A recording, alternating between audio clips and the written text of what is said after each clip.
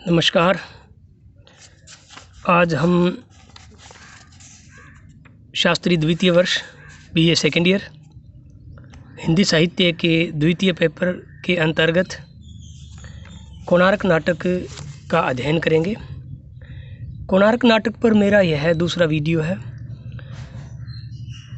इस वीडियो से पूर्व जो वीडियो था उसमें मैंने कोणार्क नाटक के नाटककार जगदीश चंद्र माथुर का परिचय मैंने दिया था, जो कि थोड़ा विस्तार से था और जो कि बहुत ज़रूरी भी था, क्योंकि किसी भी नाटक की रचना के पहले उस रचनाकार का एक बड़ा रोल होता है।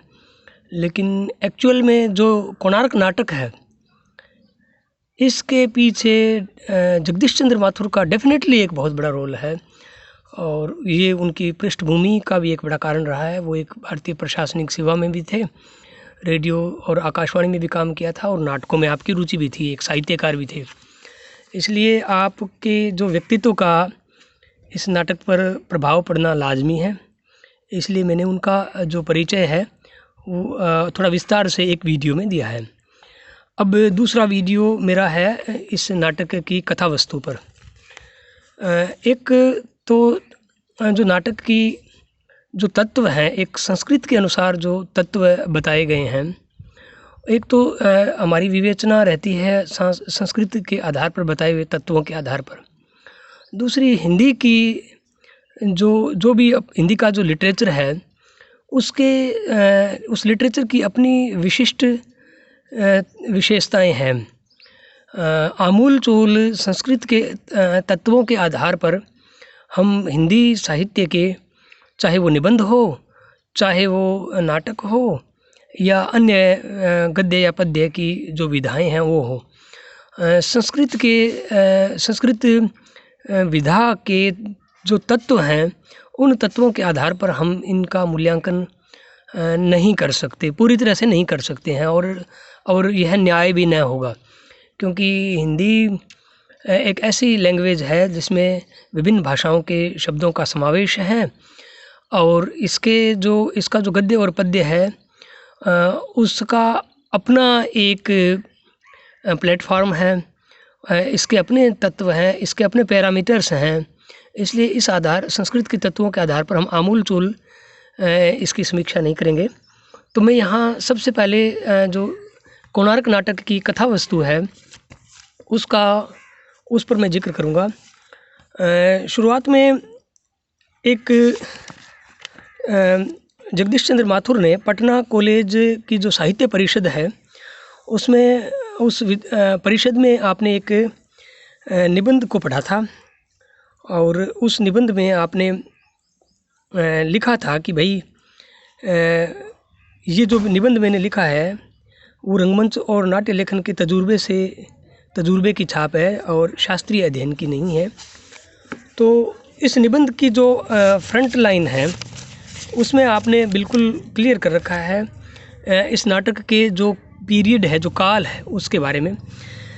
इस निबंध में आपने लिखा है, ईसा की 7वीं शताब्दी से लेकर 13वीं शताब्दी तक उड़ीसा में एक के बाद एक विशाल भव्य कलापूर्ण मंदिरों का निर्माण हुआ, जो आज भी भुवनेश्वर, जगन्नाथपुरी और कोणार्क में तत्कालीन कला के साक्षी रूप खड़े हैं। इनमें से सर्वश्रेष्ठ मंदिर सूर्य देवता का देवालय कोणार्क में स्थित है। कोणार्क के देवालय के विषय में कतिपय ऐतिहासिक तथ्य विचारणीय हैं। एक तो जगदीश चंद्र माथुर लिखते हैं कि एक तो यह है कि मध्यकालीन उड़ीसा के मंदिरों की परंपरा में यह अंतिम मंदिर है। इसके बाद न जाने क्यों उड़ीसा में उस कोटि और शिल्प के मंदिरों का बनना ही बंद हो गया और मानो शिल्पियों के कुल ही तिरोहित हो गए, जगदीश चंद्र माथुर लिखते हैं। दूसरे, इस परंपरा के मंदिरों में स्थापत्य कल्पना और कला की विविधता में यह मंदिर पराकाष्ठा का द्योतक है। मानो वह शैली कोणार्क के निर्माण में अपनी चरमावस्था को पहुंची।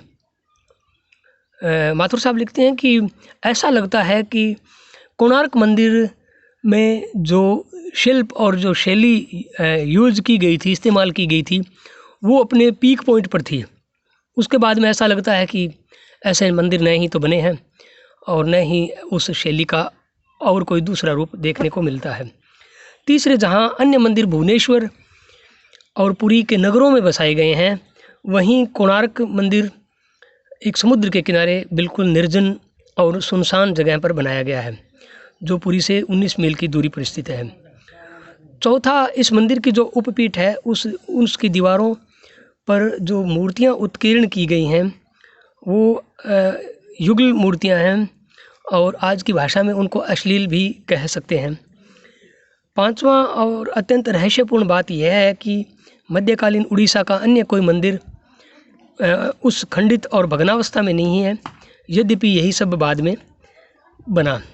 मंदिर का मुख्य अंश टूटा पड़ा है और कुछ विद्वानों को तो यह भी मत है कि मंदिर कभी व्यवहार में लाया ही नहीं गया। मंदिर का मुख्य भाग इस समय पत्थरों का ढेर है, उसका नट मंदिर भी धराशायी है।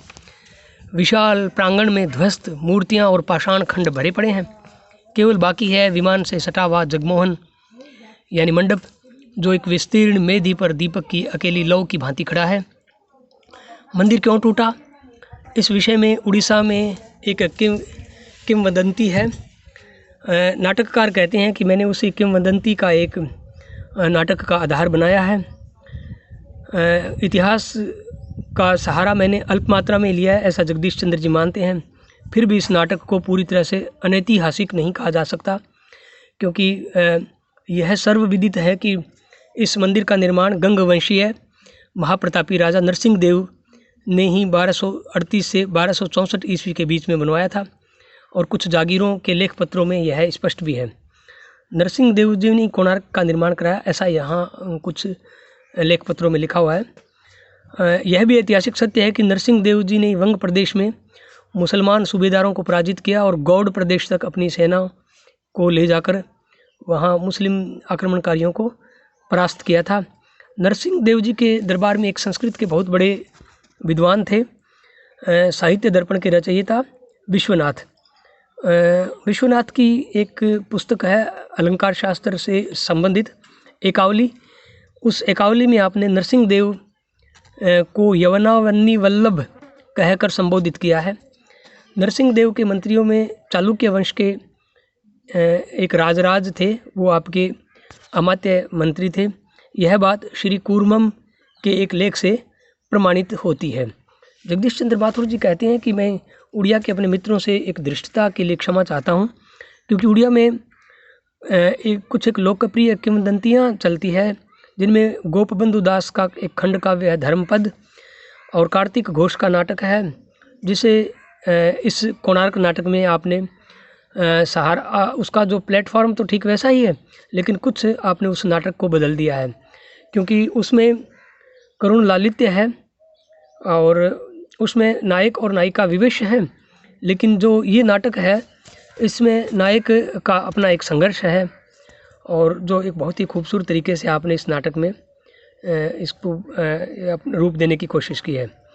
जगदीश चंद्र माथुर लिखते हैं कि मुझे तो लगा जैसे कलाकार का युग युग से मौन पौरुष जो सौंदर्य सृजन के सम्मोहन में अपने आप को भूल जाता है, कोणार्क के खंडन के क्षण में फूट निकला हो। चिरंतन मौन ही जिसका अभिशाप है, उस पौरुष को मैंने वाणी देने की दृष्टता की है। किंतु जब रूमानी कहानियों में बादल छूने वाली कल्पना पर आप प्रतिबंध नहीं लगाते, तो कलाकार के मानस में कुंडली मार कर सोए पौरुष नाग के अनाहत फुतकार की जो कल्पना मैंने की है, उसे समकालीन प्रगतिवाद की प्रतिध्वनि कहकर इन्हें दुत्कार दें। यह सही है कि व्यक्तिगत वैषम्य के साथ सामाजिक समस्याओं का गठबंधन मैंने किया है, किंतु इन दोनों के पूरे यूनानी दुखांत नाटक किसी भग्न रागिनी की प्रेरणा मुझे कलाकार के शाश्वत अंतर्धन में मिली है और यह नाटक उसी का प्रतीक है। तो मैं ये कहूँगा कि इस नाटक का जो कॉन्सेप्ट था, उस कॉन्सेप्ट पर मैंने यह वीडियो बनाया है। इस नाटक का जो कॉन्सेप्ट है वो उड़िया किंवदंतियाँ हैं और कुछ इतिहास है, और कुछ इतिहास में जो कुछ लेख हैं, साहित्य दर्पणकार का जो संदर्भ दिया है एकावली वो है, और इसके अलावा कुछ ताम्र जो लेख पत्र हैं उनका भी सहारा लिया गया है। तो मेरा जो अगला वीडियो रहेगा वो इसकी कथा वस्तु पर रहेगा। अगला वीडियो मेरा तीसरा वीडियो रहेगा, ये मेरा दूसरा वीडियो है। धन्यवाद।